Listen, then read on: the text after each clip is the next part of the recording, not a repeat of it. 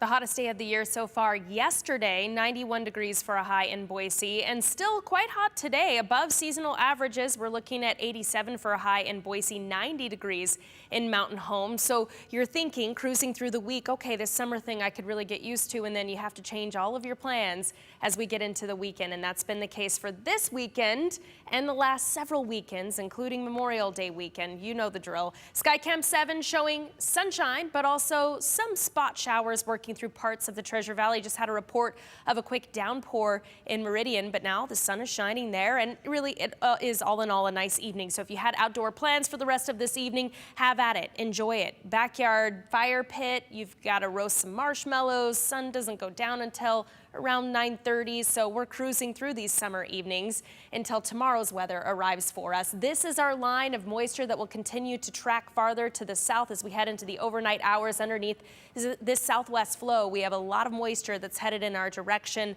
and it will be squeezing out of the atmosphere as we head through the day tomorrow.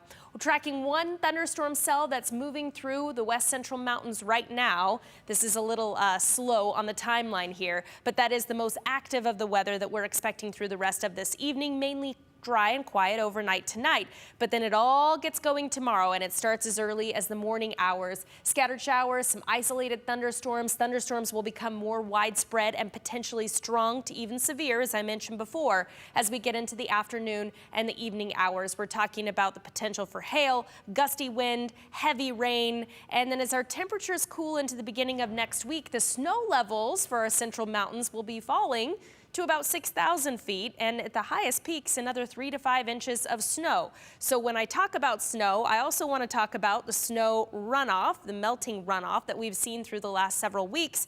It is high runoff at this point of the season. We've seen some warm temperatures, and then you couple that with some bouts of heavy rain, and you do have some flooding concerns.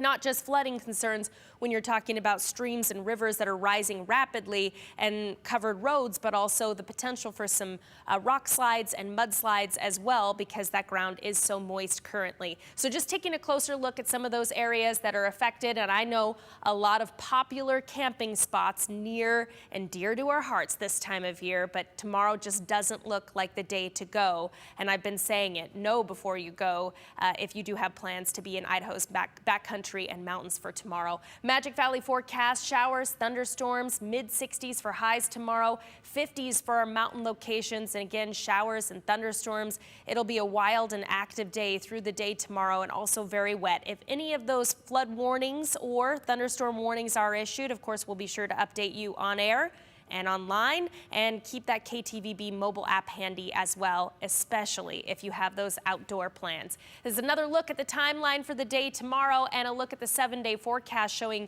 cooler spring 60s in store to kick off next week, but then we get back to cruising into summer for the end of next week. Shira? All right, thanks, Bree. Know before you go.